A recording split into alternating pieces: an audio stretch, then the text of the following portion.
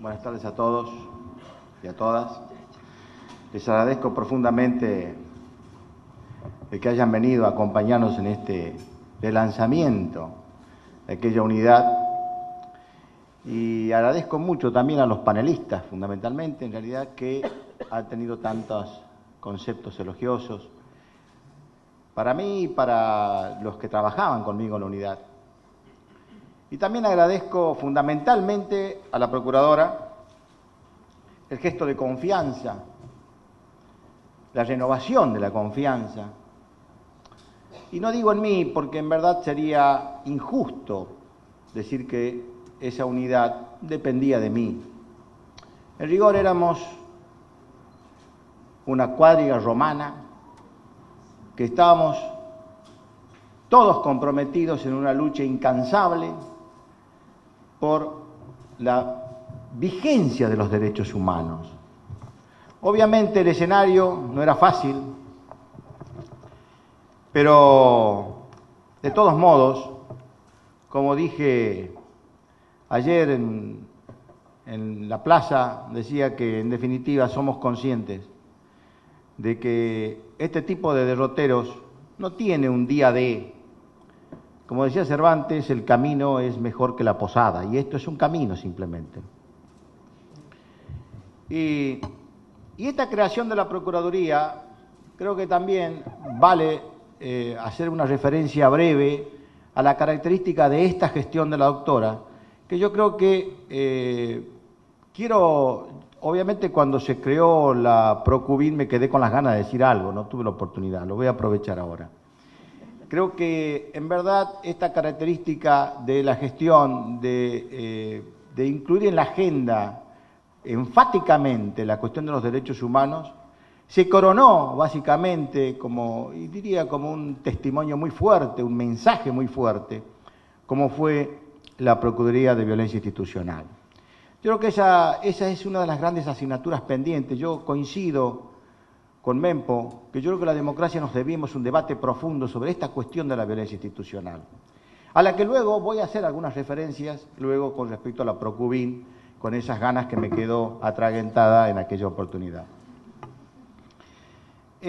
Anoté algunas cosas que se dijeron aquí y que me parece que son fundamentales.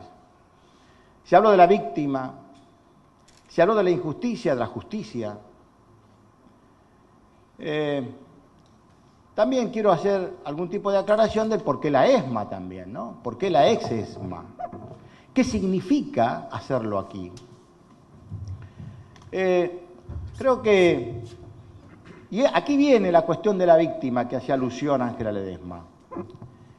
La cuestión de la víctima no es una cuestión menor. La víctima es el otro. La víctima exige compasión. Y cuando uno se compadece de la víctima, yo quiero aclarar que no voy a decir nada ni original ni es mío, pero no importa, lo importante es lo que se dice.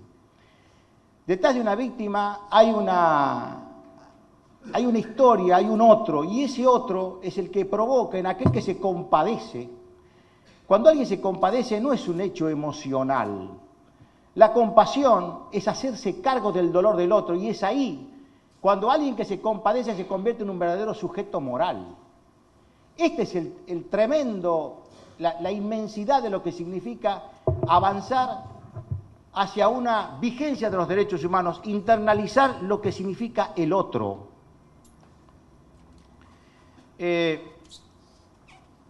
Y aquí hay una historia de víctimas. Y elegimos este lugar porque lo que buscamos con esto es la resignificación de la víctima. La historia de la humanidad, básicamente lo único que hizo es desconocer la víctima. Hay filósofos que decían que en realidad es el costo del progreso. Las florecillas que están al costado del camino y hay que avanzar.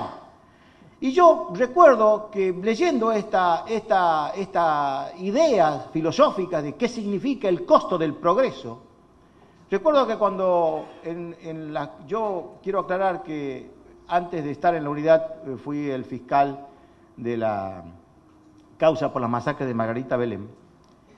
Y allí uno de los imputados en la etapa de instrucción me dijo, ¿usted está ahí gracias a mí.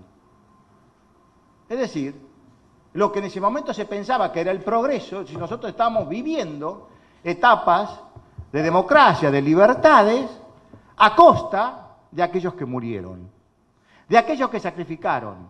Este era el sentido profundo de que ellos internalizaron, este era el lugar que ocupaba la víctima, el lugar de Florecilla al costado del camino. Esto es lo grave. Y elegimos esto, precisamente este lugar, porque queremos resignificar a la víctima. Yo recuerdo que le contesté a este hombre, y esto seguramente les va a causar gracia, dije, no se hubiese molestado.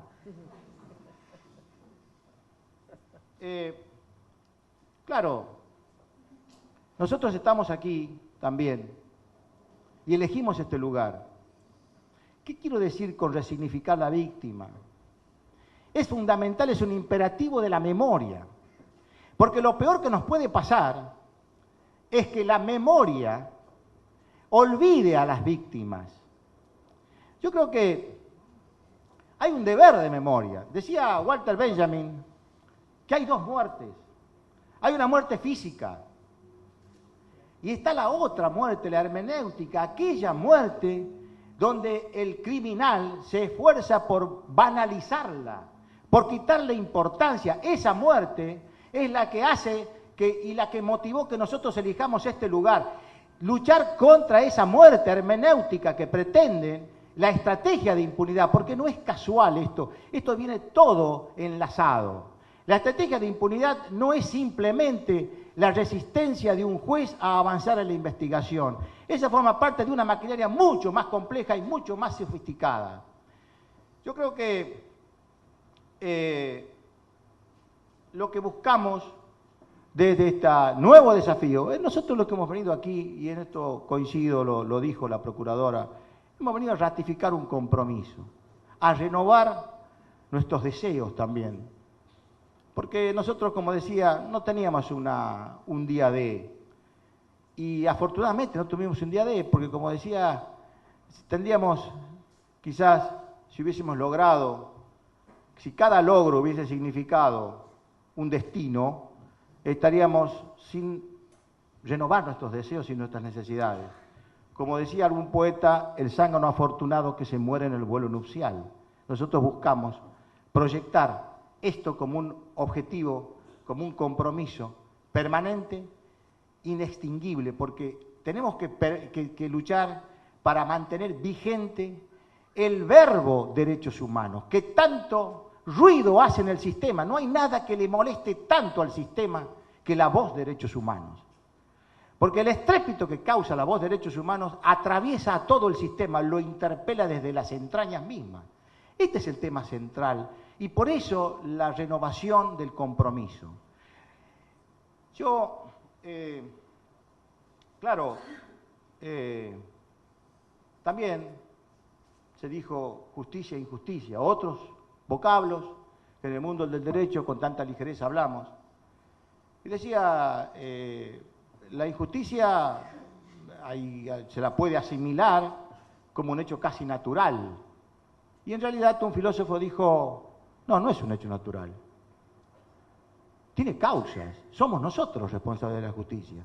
Entonces el compromiso es cargar en la mochila el deber ser justicia. Porque si lo tomamos como un hecho natural, nosotros no tenemos más el gobierno del conflicto y de la crisis. Lo profundo es cargar en la mochila el deber ser justicia, pero a partir de la cual tenemos que entender que la injusticia tiene responsables y tiene causalidades. Esto es lo central del debate, este es el eje central de la discusión. Entonces, en esa inteligencia y en esa idea es que nosotros venimos también aquí a renovar nuestro compromiso en el marco del deber ser de la justicia. Yo creo que con esta en realidad busco darle algún tipo de extensión a la dimensión moral de la propuesta. ¿Qué tiene que ver esto de los derechos humanos? ¿Por qué yo traje a colación la cuestión de la Procubin? ¿Y por qué coincido con Giardinelli cuando hablaba de que es una asignatura pendiente de la democracia? Porque tampoco es casual esto. Hace poco, un juez encumbrado juez, no lo voy a nombrar por una cuestión de respeto y de prudencia, pero sí vale la frase. Dijo, no hay contraposición absoluta entre mano dura y Estado de Derecho y garantías. En rigor, la expresión, además de escandalizarme, me pone como testimonio cómo atraviesa culturalmente al sistema judicial semejantes ideas. En verdad, yo pensé para mí, ¿cómo puede pensar un juez que no hay contraposición absoluta? Una nació, o ambas nacieron para ubicarse en las antípodas. Nació el Estado de Derecho precisamente, viene de su contraria, que es la mano dura. ¿Cómo va a tener semejante concepto?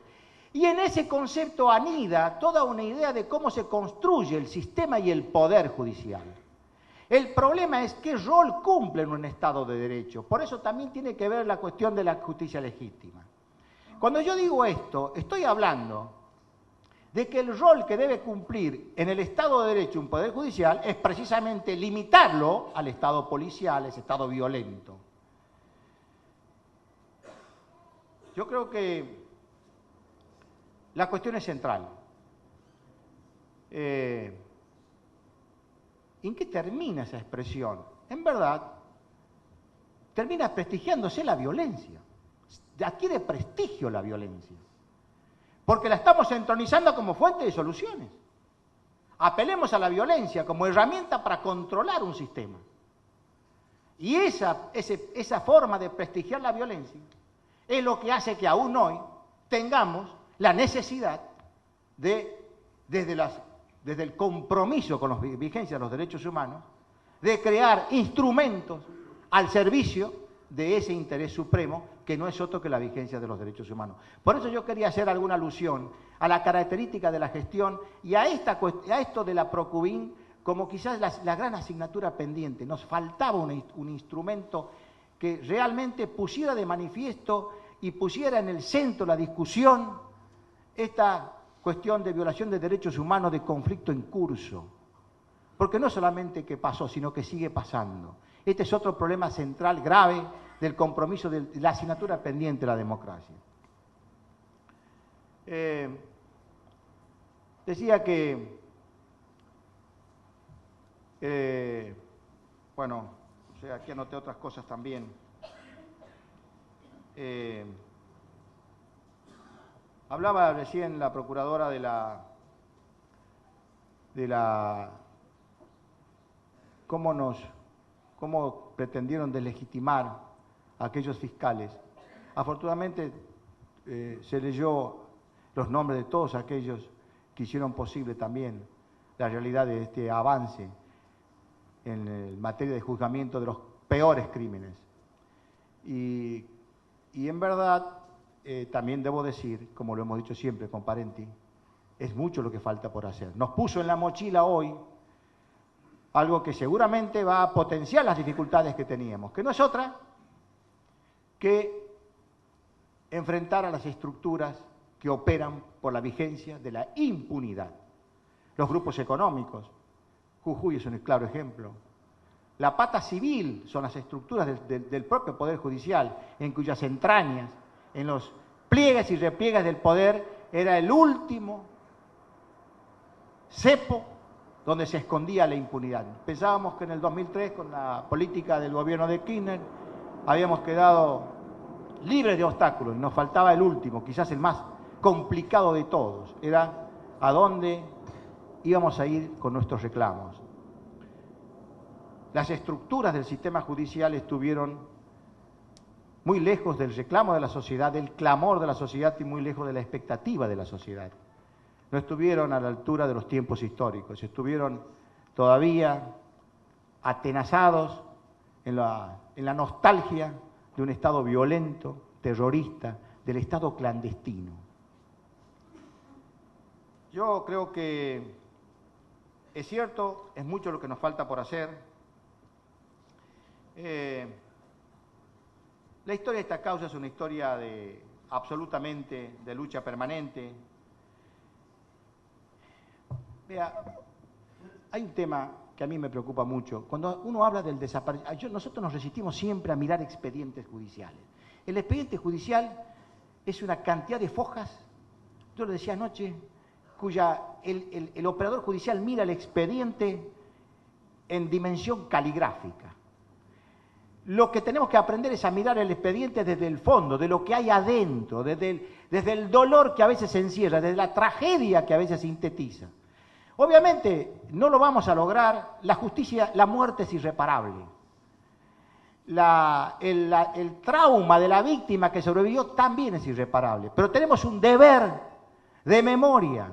Y quizás el expediente es un buen instrumento, en la medida que reconstruyamos históricamente los hechos más atroces. Porque cuando uno dice atroces, pareciera que lo dice literariamente, y en realidad es mucho más profundo. Yo, en un alegato, recuerdo haber señalado que quizás, yo no creo que la historia de la literatura refleja compasión, refleja mirada piadosa.